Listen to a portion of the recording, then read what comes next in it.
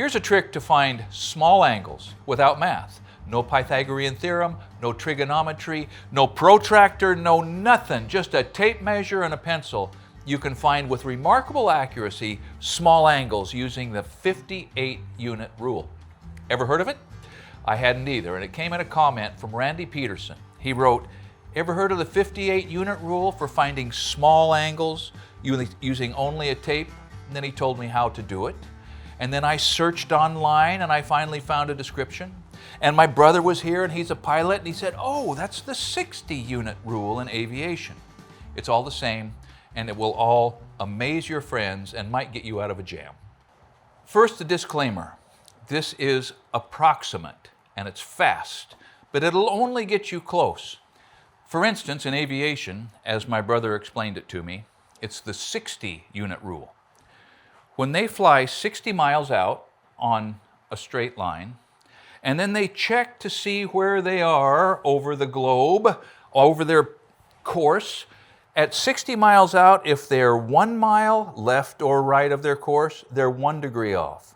If they're 3 miles off of where they should be, 60 miles out, they are 3 degrees off of their course because of a side wind, and they adjust their heading appropriately to bring them back to where they want to be. 60 unit. Well, when you're 5,000 feet up or 50,000 feet up, that's close enough. But if you need to measure, let's say you've got a cricket and the cricket runs into a wall, or it's a real weird valley that has to be roofed, and the only way to roof it, like on our spec house project, is to have a piece of sheet metal bent. Well, maybe you get up there with an angle finder and a piece of cardboard and you cut a template to get that long, narrow point where the valleys come together. Or maybe you use this rule. Or another use case, maybe there's been some extreme settlement in a building and you're trying to describe to the engineer how many degrees it has settled. Well, if you use the 58-unit rule and you have a level, so you know what you can establish a level at some point out there, 20 or 30 feet, you don't have a laser, you can get some measurements just using a tape that if you don't have other tools on hand, you can communicate what you need to somebody who doesn't happen to be standing there looking at it at that particular moment. Okay, so here's my chalkboard. It's a piece of Baltic birch with masking tape on it. The near edge of this piece of tape is a 10-degree angle right back here. And then I've added 10, so this is a 20 degree, and this is a 30 degree, and this is a 40 degree, and 5 more degrees make this a 45-degree angle. Actually, it's that side of the tape here. So let me illustrate first where it's accurate. So here's a 10-degree angle according to this drafting protractor, which I think is pretty good. And it's right. I mean, it is pretty much right. And I'll show you in a second how I determined that. But here's a 45-degree angle. And it is not as right, because the discrepancy in the method adds up, right? Let me put my big speed square, which I'm not a fan of. But it's off that much there. And by the time you come out here to the point where we were actually doing the tape measure magic, you know, we're 5/16, almost 3/8 of an inch off. But at these 10-degree increments, buddy, let's say it's off a 16th. But it's really hard to measure a 16th of an inch and worry about it too much in something like this. So I don't know about you, but for me it's been a long time since high school or freshman college math or trigonometry or geometry. But freshening it up just a little bit, 360 degrees in a circle, but 2 pi radians. That means there are 6.28 radians in a circle. So if you divide that out, you end up with 57.3 degrees in a radian.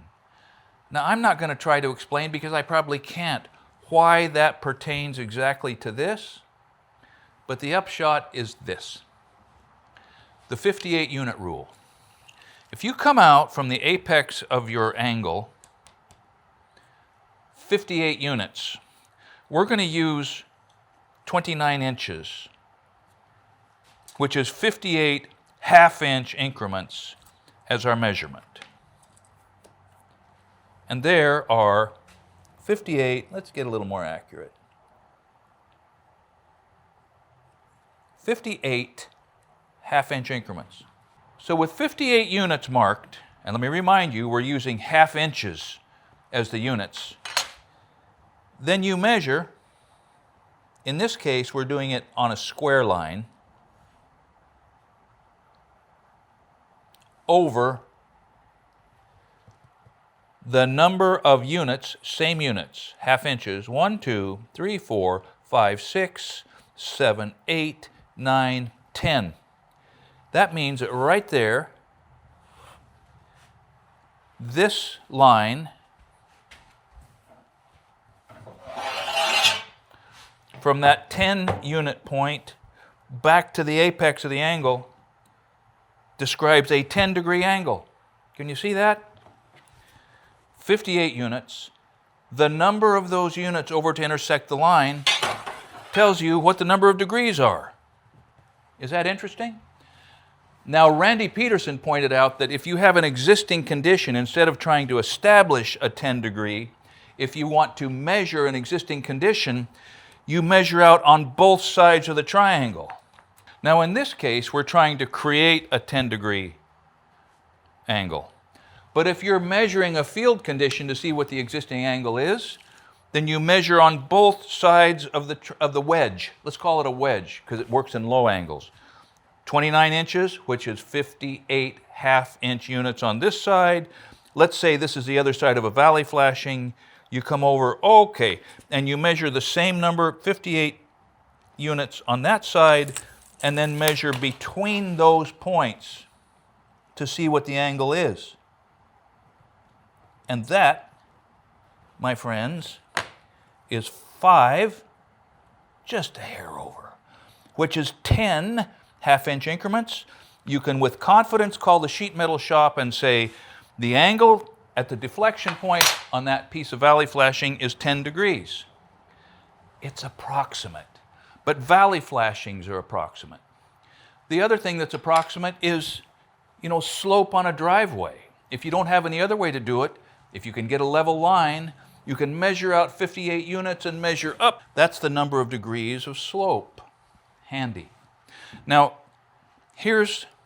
maybe I'm repeating myself, but it wasn't even close if I just put a 45-degree angle on here and measured across.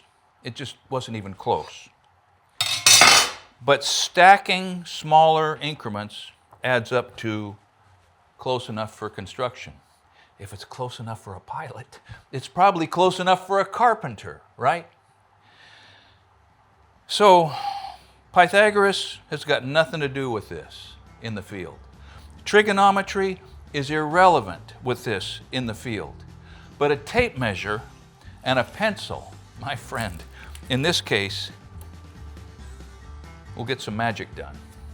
And in most cases, it's accurate enough magic that when you walk away, you'll know, you know what? I did some good work there today, and nobody else knew how to do it. Thanks for watching Essential Craftsman, and keep up the good work.